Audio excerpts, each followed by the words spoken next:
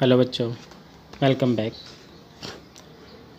बच्चों, हमारा जो चैप्टर चल रहा था क्लास 12th इंग्लिश का, RBSC board, a walk through the fire.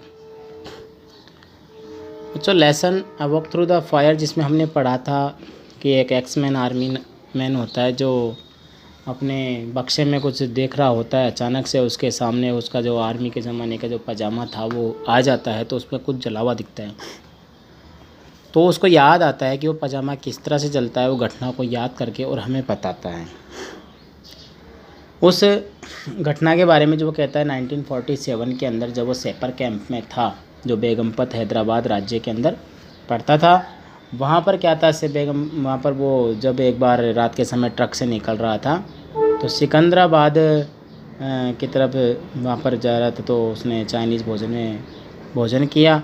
और वो कहता है कि एक जगह आती है फिरोजगुड़ा मोड़ पर, जब मैं अचानक ट्रक लेकर निकल रहा था तो मैंने देखा क्या कि एक सफ़ेद सा गट्टर पड़ा हुआ था मोड़ पर। कोई ट्रैक था, मतलब गाड़ी बैलगाड़ी जाने का रास्ता था। वहाँ जाके देखता है तो उसको एक ऐसा व्यक्ति दिखता है जो खून से सना हुआ है। वह अचानक से सोचने लग जाता है कि यार ये ऐसा कौन पड़ा है, कि ऐसा क्या हुआ। तो अचानक से वह आदमी उसको खून साफ करने की सोची, भाई रुमाल से साफ कर, तो वो अचानक खड़ा हो गया। उसको आश्चर्य लगा कि यार ये कैसे हो सकता है, इसने अपने धोतियों में अपने आप कैसे लपेट लिया। तो वो कहता है कि भाई कोई व्यक्ति थे जिसको पीट के चले गए, ठीक है। तो वो अब आश्चर्यचकित रहता है कि अब उसको आदमी को कहता है भाई, वो खड़ा हुआ कहता है ठीक है मैं चलता हूँ। तो वो अपने साथ लेकर के भी आएगा, जिसको हम आगे देखेंगे, वो बताएगा घटना क्या हुई। तो बच्चों, जो कहानी हमने लास्ट पढ़ी थी आप लास्ट वीडियो में भी देख सकते हैं। अब आगे इसमें पढ़ते हैं कि क्या होता है।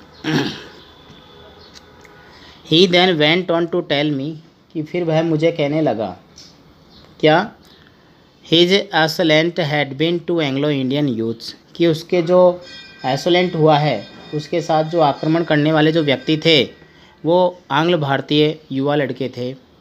But he had not suffer to greatly at the hands their hands, लेकिन वो ऐसे बोलता है, लेकिन वो जो व्यक्ति थे उनके हाथों से ज़्यादा वो नहीं पीटा था। हैंड्स, उनके हाथों ज़्यादा नहीं पीटा था। ही हैड नॉन, वह जान चुका था, that I would be coming along shortly and would stop. क्या कह रहा है कि वह जानता था कि वह व्यक्ति वह उसके शीघ्र ही मैं आने वाला था, मैं मतलब वो ट्रक वाला, और यहीं रुकने वाला था। इसलिए क्या किया उसने, and he had there for covered his face, उसने अपना चेहरा ढक लिया विद हिज हैंड, अपने हाथों से, and pretend to be unconscious, और बेहोश होने का बहाना बनाया। व्हेन आई आस्क्ड हिम, जब उसने उससे पूछा, वाई द टू यूथ्स, वो दोनों युवा, हैड बिटन हिम अप, उसे क्यों पीटने लगे थे। ही ब्रश्ड माई क्वेश्चन असाइड, तो वह मेरे सवाल का जवाब नहीं दिया, मेरे क्वेश्चन को बस्ट कर दिया, साइड में कर दिया। So I did not press the put point, तो इसलिए मैंने उस बात पर जोर नहीं डाला। देन, और फिर I then asked him how he had known, कि वह कैसे जानता था, that he I would come to his rescue, कि मैं उसको बचाने आऊँगा। But the only reply I got to this question was, किंतु जो मुझे जवाब चाहिए था वही मुझे उसी क्वेश्चन का जवाब मिला जिसका मैंने पूछा था। Something are known to all, कुछ बातें जान ली जाती है साहेब, मतलब अपने आप में मालूम हो जाती हैं। अदर टू बी, और कुछ एफ्यू, कुछ जो है, और वर्ड्स टू बी इफेक्टेड, मतलब कुछ बातें कुछ लोगों के द्वारा जान ली जाती है और उसके शब्द जो थे क्या थे, बड़े ही प्रभावशाली शब्द थे। I was trying to work, वो कह रहा है कि मैं जो था ऐसा काम करने की कोशिश कर रहा था। I was trying to work, ऐसा work out a tactful way, बड़ी चातुर्यपूर्ण तरीके से, यानी कि बड़ी चतुराई से मैं काम करने की कोशिश कर रहा था। और आस्किंग हिम, उसे ये पूछने की, हाउ ही, कि किस प्रकार वह, how he cam by his excellent knowledge of English, कि उसको अंग्रेजी इतनी अच्छी कैसे आती है। When he stopped me in the track, in my truck, फिर मुझे ट्रक रोकने के लिए उसने मुझे कहा, बाय रिमार्किंग, या टिप्पणी करते हुए, कि how the body is covered, कि किस प्रकार उसने अपने शरीर को, इज ऑफ नो इम्पोर्टेंस, जिसका ये महत्वपूर्ण नहीं कि शरीर को किस तरह से कवर किया जाए, compared with how the mind भी है। वो कह रहा है तुलना उस बात की करो कि दिमाग उस समय काम कैसा करता है। मतलब अपनी बातों को वो इस तरह से समझा रहा था उसको कि उसको समझ में भी बहुत कम आ रही थी। Most of this conversation was going on while, ज़्यादा बातें उनमें चलती गई, बहुत सारी बातें उनमें चल रही थी। While I was giving him a lift in the trunk, जब मैंने उसको ट्रक में लिफ्ट दी थी उस टाइम पर। I had manage to get a straight answer out of him when I ask him where he was headed for. अब क्या कह रहा है कि उसको ट्रक में मैं दे दिया, तो वो कहता है कि मैं उससे सिर्फ सीधा साधा ये उत्तर प्राप्त चाहता हूँ कि उसने इसे सफलता कैसे प्राप्त कर ली। कि जब मैंने उससे पूछा कि वह कहाँ जा रहा है, उसके बारे में सफलता कैसे प्राप्त कर ली। I asked him where he was headed for, कि मैंने उससे पूछा कि वह कहाँ जिस तरह वह जा रहा था। And as this turn out of to be Ferozguda, फिर वह फिरोजगुड़ा की तरफ मुड़ा। Which was not far out of my way, जो मेरे रास्ते ज़्यादा दूर नहीं था। I had invited him to hop in and travel to comparative comfort at the expense of the British army. फिर मैंने क्या किया, वो कहता है मैंने उससे पूछ लिया था कि मतलब जो बात हो रही थी उन दोनों के अंदर, फिरोजगुड़ा की ओर निकला था। जो क्या था कि वो कह रहा है, लेखक खुद बोल रहा है कि मेरे रास्ते से ज़्यादा दूर नहीं था। अब इसका मतलब क्या निकलता है, टेक्स्ट जो बता रहा है, what not was invited the hope to travel और फिर comparison at the expensive British army.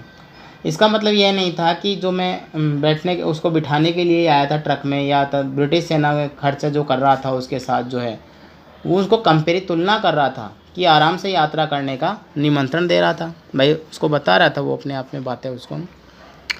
We soon reached his destination, फिर हम उसके वही डेस्टिनेशन जो होते हैं, गंतव्य स्थान जो होता है, वहाँ पर हम पहुँच गए। Whereupon he thanked me once again, फिर उसने मुझे दोबारा धन्यवाद दिया। And said that he would return my handkerchief, उसने बोला कि जल्दी मैं तुम्हारी जो हैंकरचीफ रुमाल है वो लौटा दूंगा। After it had been clean, इसे साफ करने के बाद। नेक्स्ट टाइम वी मेट, जब भी हम दोबारा मिले, I was to be ask him, मैं उसे ये पूछने वाला था कि how he propose to arrange our next meeting, किस प्रकार से अपनी अगली मुलाकात होगी। When he didn't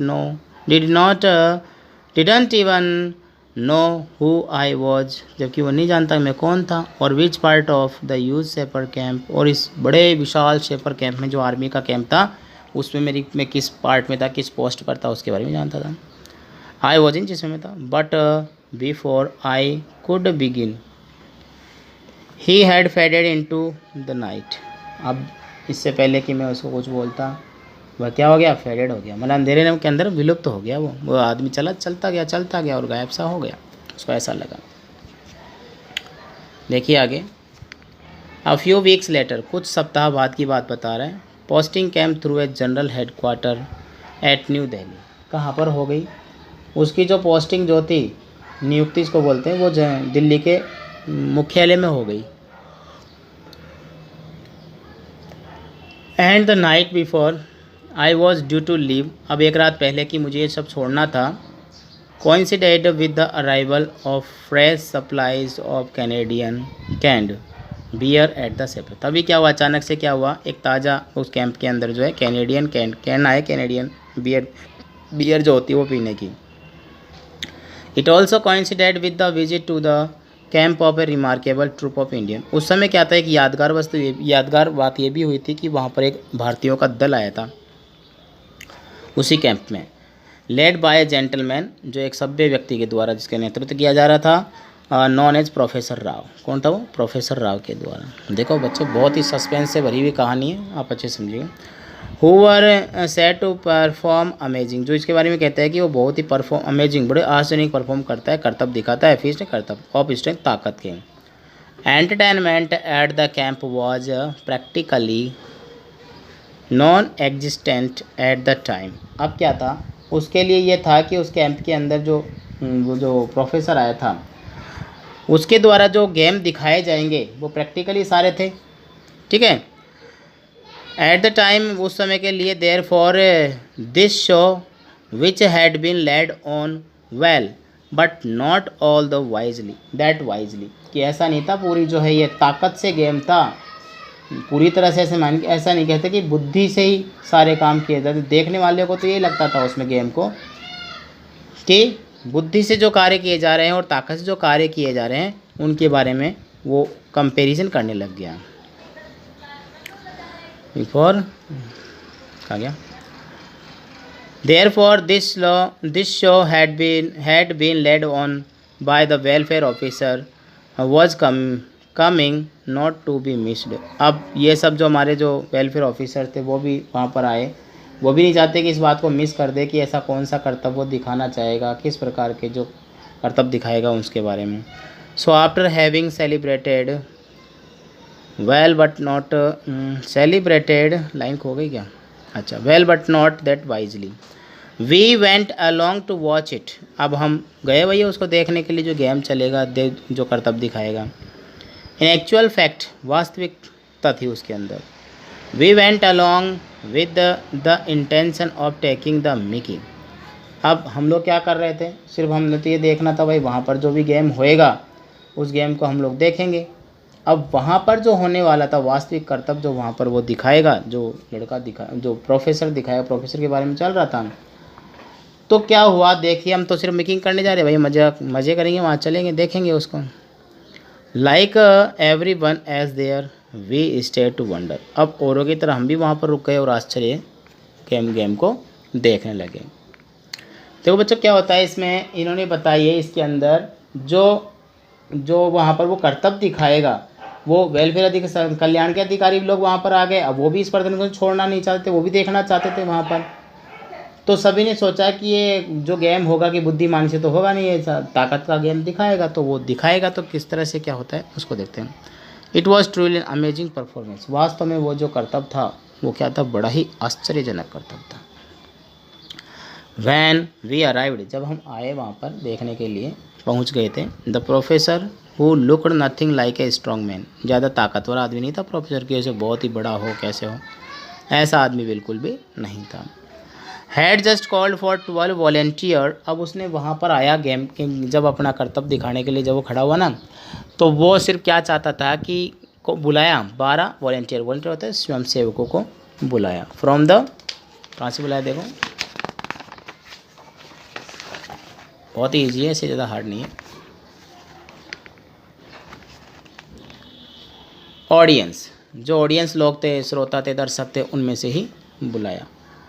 whose ask it was to bend. जिन्हें यह कहा गया कि उनको क्या करना था, बैंड करना था. Whose ask it was to bend. दिख रहा है ना, हाँ सही है, कोई प्रॉब्लम नहीं. Band an iron bar around his neck. उसकी गर्दन पे रख करके उसको मोड़ना था. The iron bar provided from the camp store. Camp store से आयरन बार, लोहे की छड़ होती है ना, वो पकड़ा दी गई. Was about 12 feet long, 12 feet लंबी थी. And the professor held it horizontally with the middle of it. अब उसने क्या किया, बिल्कुल बीच में पकड़ लिया. प्रेस्ड अगेंस्ट हिज थ्रोट, और अपने गले पे दबा लिया. देखो कितना भयानक कर्तव्य दिखा रहा है वो. He then arrange the volunteer 6 of either side of him. दोनों तरफ 6 लोग खड़े कर दिए भैया, 6 इधर और 6 इधर बीच में रख लिया, और खुद बीच में हो गया गर्दन पे लगा कर. On the professor signal. Professor ने जैसे सिग्नल दिया, the volunteer began to push. उन्होंने दबाना शुरू कर दिया.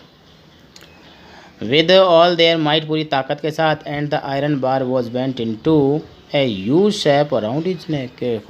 उसकी गर्दन पे क्या हुआ, वो यू आकार में बन गई. तो बच्चों देखिए इसमें चैप्टर के अंदर जो ज़्यादा हार्ड बातें हैं नहीं. प्रोफेसर राव, इसमें एक नया नाम आया है, उस व्यक्ति के बारे में अभी तक ऐसी कोई स्टोरी आई नहीं है कि वो कौन था क्या था. ठीक है, तो जब वो बाप दिल्ली हेडक्वार्टर में उसका ट्रांसफ़र हुआ तो वो जा रहे थे तो उन्होंने खाना वाना लिया. होटल के अंदर कैनेडियन बियर आई, वो पी उसने, और वहाँ पर देखा तो इंडियन ट्रूप आया हुआ था जो कि खेल दिखाने के लिए आया था, वो कर्तव्य दिखाने आया था. तो वो भी कर्तव्य दिखाने में ही शामिल हो गए. तो अब आप क्या करेंगे देखिए, एक तो ज़्यादा इस चैप्टर की वोकेबलरी तैयार करेंगे. वोकेबलरी के साथ साथ जो चैप्टर का एक बार हिंदी में ज़रूर ट्रांसलेशन करेंगे. हिंदी में क्या होता है बच्चों, करने से आपके माइंड में सेट हो जाएगी कि स्टोरी रियल में है क्या. समझ रहे होंगे, क्योंकि स्टोरी को आप अगर सेट नहीं करते हो माइंड में तो आपके माइंड में ये भी नहीं आएगा कि इसमें मैटर है क्या.